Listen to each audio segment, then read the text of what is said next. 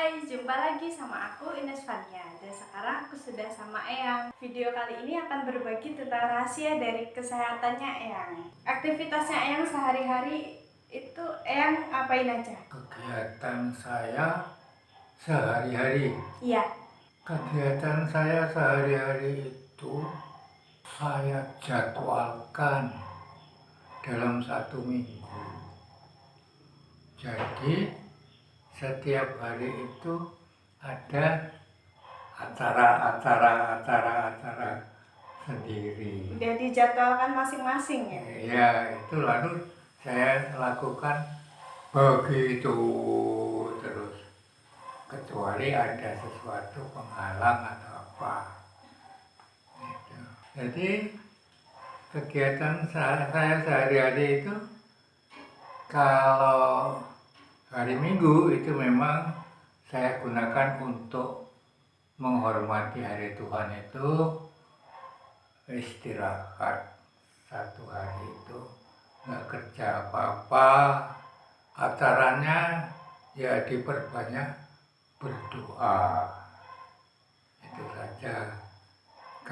Pada saat-saat masa corona ini, selama berdoanya itu di rumah masing-masing lewat apa namanya Laptop laptop itu secara virtual. itu ya yang pertama ikut sesudah bangun menyelesaikan pekerjaan rumah pagi, terus ikut misa yang tempat bagus. Di sana biasanya jam 8. Nah, sudah itu terus tunggu di rumah istirahat, dan kemudian jam 11 itu ikut misa lagi, mengikuti yang di TVRI jam 11 di rumah Pak Ngatijo. Saya minta supaya diantar diri ke sana. Nah, maksudnya ialah bahwa tentu lain keuskupan ini adalah juga lain bagaimana khotbahnya, karena semua keuskupan itu mempunyai program masing-masing. Selain daripada itu, yang di TVRI itu sering pindah-pindah keuskupannya. Jadi nggak cuma satu keuskupan. Jadi saya langsung bisa ikut, wah ini katedral di Indonesia bagian timur, ini katedral di Papua, ini sambil Jadi beda-beda. itu berbeda-beda itu. Nah, kan sebagai pengetahuan itu. Nah, di samping itu ya saya, karena teman saya itu hanya tinggal Pak Ngatijo yang sepuh, ya sudah misa terus omong-omongan, temu kangen lah istilahnya itu ya, yang cocok kan. Sampai kadang-kadang jam 12:30, nah pulang. Nah, setelah pulang ya sudah istirahat di rumah, apa makan dan sebagainya. Itu kalau hari Minggu. Kalau hari Senin sampai hari Sabtu itu acara yang pokok ya berladang, menanam-nanam atau ngoret dan lain sebagainya. Itu yang pokok. Jadi bangun tidur itu terus mengerjakan pekerjaan rumah di dapur, sampai dari cuci-cuci piring dan sebagainya sampai masak nasi selesai. Kemudian baru berangkat ke ladang. Di situ dilihat ya apa yang perlu dikerjakan di ladang itu sampai jam 12:kurang 1/4 tuh terus cepet-cepet pulang. Nah, karena apa? Karena nanti jam 12 perlu sembahyang Malakating Allah itu di rumah. Sesudah sembahyang itu, terus dilanjutkan lagi kerja yang di sekitar rumah, apakah nyapu, apa bersih-bersih di kerjaan yang di pekarangan-pekarangan rumah itu, sehingga menjadi bersih sampai jam 1:30. Setengah dua istirahat, makan siang, terus tidur siang. Nah, nanti jam sore sekitar jam 4 kembali lagi kerja di ladang, ya sedapat-dapatnya meneruskan apa yang belum selesai. Apakah nanamnya singkong belum selesai, apakah uratnya belum selesai, itu sampai jam 5:30, terus pulang. Sampai di rumah ya mandi dan sebagainya, istirahat dan seterusnya, selesai kegiatan-kegiatan itu. Hanya kalau hari Selasa itu diselingi sebelum ke ladang itu mencuci pakaian pada hari Selasa dan hari Sabtu. Ini sehingga ke ladangnya jamnya agak mundur. Itu kegiatan sehari-hari dalam hidup saya. Demikian tetap begitu. Jadi jadwalnya udah tetap seperti itu ya? Ya, tapi jadwal itu sudah saya tulis, sudah tertulis di otak saya ini. Udah rutin setiap hari dilakukan.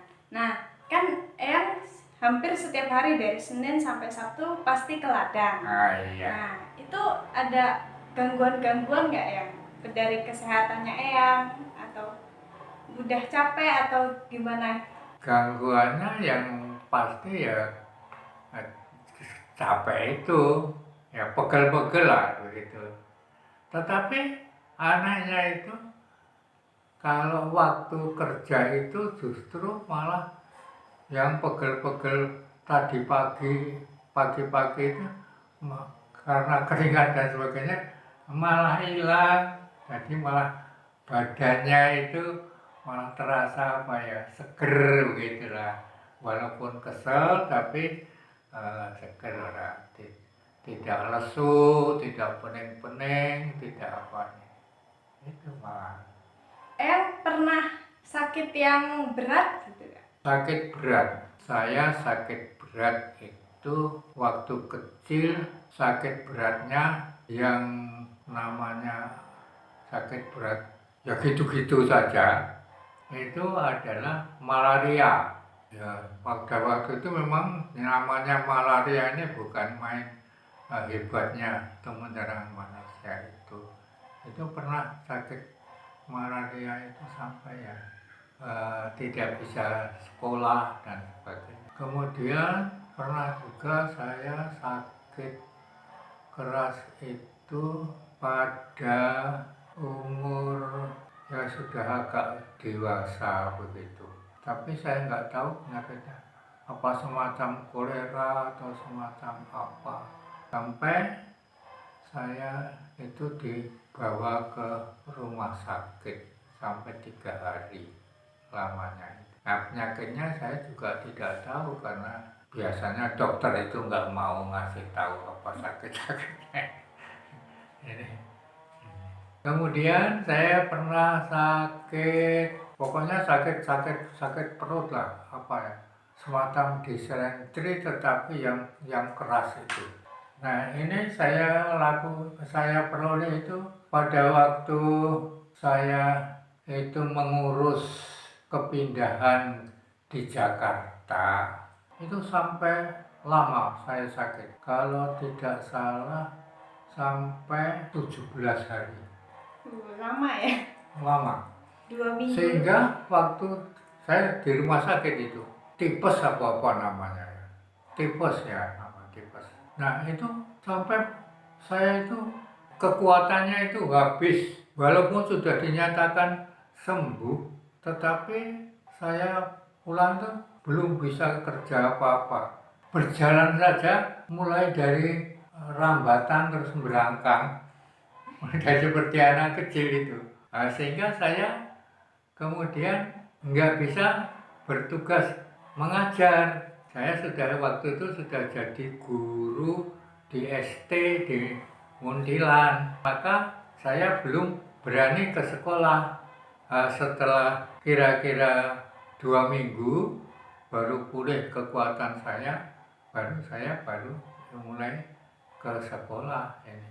Terus kepala sekolah saya untuk laporan saya tidak masuk kerja itu ke yayasan, maka bertanya, lah ini menurut dokter ini surat cutinya hanya sampai di sini, kok ini enggak datanya, lalu gimana?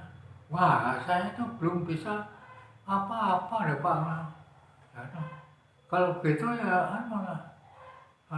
minta surat lagi ke dokternya gitu. Nah, saya pergi ke dokternya, minta dokter ini. Dokternya, ya nggak bisa, wong kamu tidak dirawat di sini kok. Saya tidak merawat. Ya, saya laporan, wah nggak bisa loh Pak. Ya sudah, nanti direko-reko. Itu kan waktu Eyang masih muda. Nah, kalau yang sudah tua ini? Nah, kalau sudah tua ini saya pernah sakit itu nggak tahu sakitnya itu apa, saya juga nggak tahu juga. Cuma badannya itu lemas, bingung, yur-yuran, puyeng. Nah, itu belum lama, sudah ya umur berapa ya? Sudah umur 70-an tahun. Nah, sampai saya kemudian dibawa ke rumah sakit. Nah, lalu di situ saya diobati, nginep sampai 3 hari. Itu baru agak bisa sembuh, lantas saya pulang. Itu yang sakit sampai saya berat. Yang lain ya sakit biasa-biasa, itu mumet itu. Setelah dikeriki, setelah ini ya mari gitu ya. Mungkin saya sudah umur 80 tahun ya, nggak pernah sakit malah. Nah, Eyang kan nggak pernah sakit. Cara Eyang jaga kesehatan itu gimana? Ya memang setelah saya mengalami sukat sakit itu, lantas saya berusaha untuk menjaga saya. Terutama adalah niteni diri sendiri ini. Apa sebabnya aku kok krasa ngene ora penak? Iki mergo apa? Nah, begitu. Dengan jalan dititeni begitu, lalu disirik. Jangan melakukan yang seperti itu, enggak begitu. Jadi nggak diulangi. Iya, mengurangi makan. Pamannya sekarang ini sering badannya itu mudah lemah itu gitu. Itu karena apa? Ya sambil dipelajari ya. Lantas ketemu, oh ini karena banyak makanan mengkonsumsi yang banyak kalsium. Nah, oleh karena itu kalau saya makan apa-apa yang banyak kalsiumnya ya sedikit saja, tidak berani banyak-banyak misalnya. Misalnya sekarang ini kacang-kacangan. Nah, kacang-kacangan saya tidak berani makan yang banyak. Kalau dikasih pamannya bubur kacang hijau, ya makan ya sedikit saja sebagai tombol kepingin saja. Jadi nyirik itu ya namanya. Nyirik. Jadi nyirik pangan, nyirik suatu pekerjaan yang membuat badan tidak enak. Yang kedua ya berusaha berbuat sesuatu yang membuat kebugaran, antara lain jamu. Jamu apa ya? Ya jamu Jawa itu. Nah, sekarang ini yang saya andalkan adalah jamu itu Sambiloto. Jadi kadang-kadang saya seminggu sekali atau ya lebih sedikit itu makan daun Sambiloto itu sekitar 10 lembar. Dimakan gitu aja? Dimakan sebagai lalap. Oh. Nah, oleh karena saya itu sudah nggak punya gigi, maka untuk memudahkan ditelan, saya guntingi lembut-lembut itu, lalu dimakan sambil makan nasi. Itu memang pahit, tetapi pahitnya itu mendorong orang makan. Buat nafsu makan ya? Iya. Nah, Sambiloto itu di samping rumah saya banyak, tukul sendiri. Di samping Sambiloto itu ada namanya itu lupa saya, daun, juga sebangsa daun juga, yang daun itu bisa mengobati segala penyakit. Nah, itu hanya kadang-kadang saja.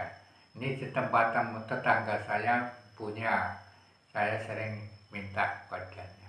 Di samping itu hidup yang teratur, istirahat perlu cukup, bekerja ya cukup, makan juga harus cukup, tidur juga harus cukup. Menurut aturan kesehatan itu kan ada, saya usahakan untuk dilakukan. Itu bisa membuat selama ini saya jarang merasa sakit. Yang namanya sakit pilek itu sudah nggak pernah. Nggak pernah ya?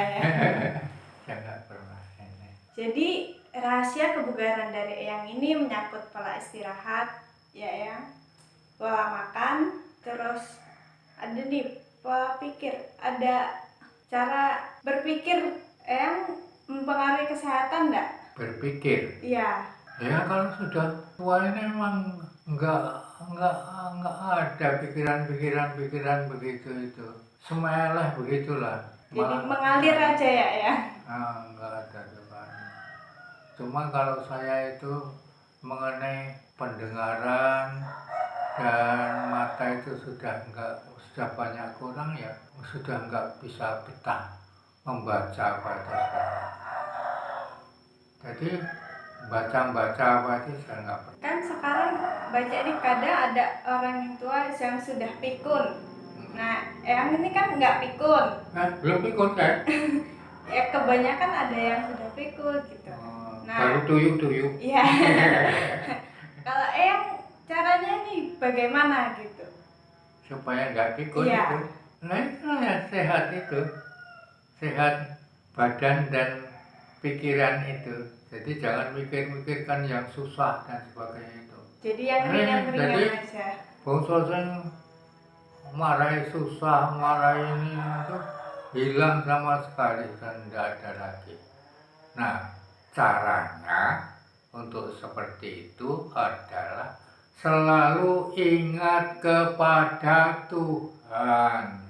Semuanya yang dihadapi itu dihubungkan dengan penyelenggaraan Tuhan. Mau kerja ya Tuhan, tolonglah saya supaya pekerjaan saya ini bisa berhasil. Terima kasih Tuhan, saya sudah diberi oleh Tuhan jagung ini gratis saya. Terima kasih. Jadi semuanya itu. Jadi bersyukur. mohon dan bersyukur. Itu selalu apa saja gerakan itu selalu dihubungkan di sana. Umpamanya saya oleh Dedi diberi uang, Pak ini uang 100 dari uang bambu Mbak Misa. Oh iya terima kasih Tuhan. Memang Tuhan saat ini saya nggak punya uang. Tuhan tidak memberi saya dari bambu lantaran Mbak Misa, bambu itu bambunya Tuhan. Pikiran saya begitu. Saya tidak nanam, tidak mau melihara, tidak makani, begitu. Jadi hasil-hasil itu semua saya hubungkan dengan ini kemurahan Tuhan, gratis ini, gratis. Nggak perlu beli ya? Nggak perlu beli. Nggak perlu modal, kok nggak perlu modal? Nah iya, saya tanam singkong itu cuma batang singkong itu kalau dijual nggak laku kok dicablokkan kok. Kemudian dia timbul singkong itu lantas jadi duit, jadi makanan ini. Nah, Jadi selalu bersyukur ya. nah, iya, ini. Jadi semeleh gitulah jiwanya itu. Ini ayam gitulah, tentrem gitu, hidupnya ini. Lalu tidak memikirkan yang jangkauan ini aku kepingin ini, wah aku tak anu. Sudahlah, syukur seperti ini saya sudah bersyukur. Nah, terima kasih, sehat, bisa makan setiap hari. Makannya pun juga tidak jelek. Wong makan roti yang biasa tiap hari. Terus saya bilang, ini yang sehat. Supaya apa itu? Dalam pikiran itu sehat. Itulah pikiran sehat. Ya, jadi itu tadi ngobrol-ngobrol saya dengan Eyang, cara menjaga kesehatannya itu dengan memiliki jadwal yang rutin dan itu konsisten dikerjakan setiap hari. Iya. Nah, juga dari pola pikirnya itu tidak mikir yang aneh-aneh ya, yang berat-berat dan juga selalu bersyukur pada Tuhan. Ya. Dan berusaha melakukan perintah Tuhan. Antara lain misalnya kan kita disuruh cinta sesama, begitu kan? Ya. Jadi kalau ada saudara sekitarnya itu memerlukan bantuan, itu diminta atau tidak diminta itu berusaha membantu sedapat-dapatnya, apalagi kalau diminta. Walaupun kadang-kadang bagi saya ini masih saya perlukan, tapi untuk saudara lain itu lebih diperlukan, maka ya saya berikan. Saya nerimo, ya kurang sidik rapopo, begitu. Jadi Nah, saling membantu ya. Dan tidak mengharapkan balasan, sudah ikhlas gitu. Kelas. Itu enak. Dengan tetangga juga hubungannya enak. Tidak ada ini. Malah justru tetangga itu malah kadang-kadang dengan sendirinya membalas, nolong ini, nolong itu.